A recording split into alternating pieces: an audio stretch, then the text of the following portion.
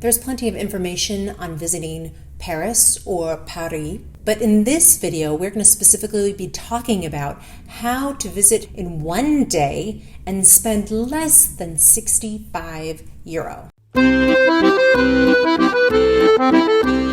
So this is all about how to, for one person on one day, spend less than 65 euro in Paris, which is about $77. Paris is actually a very expensive city, but the beauty of Paris is that you can see so much of it walking around. So wherever you are starting, we're going to start out with breakfast. Just go to a boulangerie and get yourself a pastry and a cup of coffee. And right there, you've only spent about 5 euro for that breakfast. Sit outside, feel just a little bit more snooty than you did the day before as you enjoy your breakfast at a Parisian cafe. Now let's talk about transportation. Now you have two options here. Either you can purchase a day ticket at the metro, which is going to cost you €7.50, or you can do a Lime scooter for the day, which is going to cost you 10 euro. Now to do the Lime scooter, download the app, and then it's very intuitive. You just start and end rides, and you can start and end 30-minute segment rides as long as it doesn't go over 30 minutes all day long for a 24-hour period. Just make sure you do the starting and ending so it doesn't charge you extra. I've done Lime scooters in multiple different European cities, and Paris is my favorite. There's lots of great places to bike, lots of great bike space on the roads, and it is a lot of fun. So to get wherever you're starting from, if you've decided to do the Lime scooter, you're going to want to purchase a €1.90 one-way ticket. So there you go. We just got our transportation all in order for under 12 euro. Google Maps is phenomenal in Paris. I don't know why it's better in certain cities than others as far as precision, but it is excellent in Paris. So simply put into Google Maps that you want to go to the Invalides metro stop, come up from that metro, and you'll be at the Esplanade des Invalides. It's beautiful from the outside. From there, you're going to walk over to the Pont Alexandre III. From this beautiful bridge, you can stop in the middle. You can get great pictures and views of the Eiffel Tower. Now, I personally think that the Eiffel Tower at its base is a bit of a letdown, which is why I've not included it in this itinerary. I think that the views you get from this bridge are actually better. Now, finish walking over the bridge when you're done to the Place de la Concorde, and after that, you're going to walk into the Tuileries Gardens. Now, the Tuileries Gardens are long gardens, lots to see, beautiful fountains, beautiful trimmed hedges and flowers and all these other lovely things. You're going to walk all the way through. You'll eventually come to the Arc de Triomphe du Carrousel.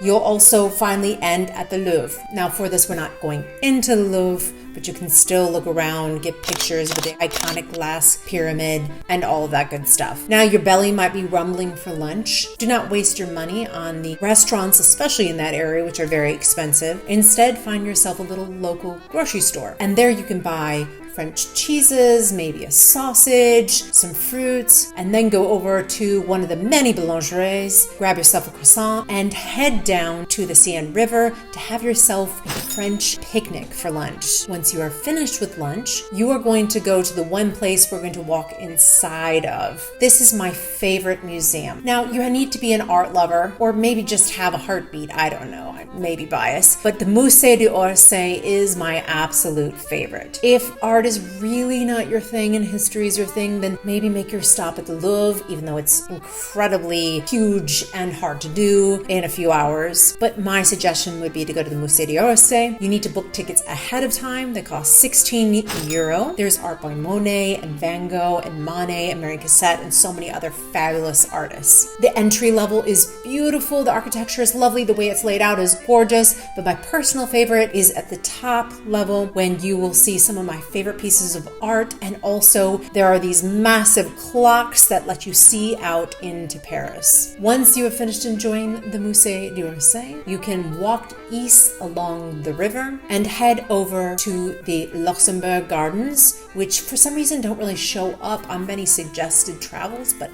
I think it's beautiful. I really enjoyed it. It's not very touristy. It is free to enter. If Google tries to send you to the entrance with the guards, no, that's not the way. You go left from there and you'll see this nice wide open entrance at no cost to you. After that, have you actually gone to Paris if you did not stop and order crepes? I think not. So do a search on Google or TripAdvisor. You'll find lots of great options. If you're gluten-free like me, there are actually wonderful gluten-free options as well. Sit outside, have your crepes, make sure you order a glass of wine, and just take in the whole ambiance. Your last thing you are going to do is take that metro ticket or the Lime scooter back over to one of the bridges for a great view of the Eiffel Tower. And once the sun is set, there is a stunning light show on the Eiffel Tower. It's magical, and you'll pinch yourself, and it's just wonderful. So there we did Paris for under 65 euro. Now, if you really want to take Paris in, there are so many other places. But this is my itinerary to get the heart of Paris in one day for 65 euro. Thank you for watching and putting up with my crappy French, and I hope you have a wonderful Parisian adventure.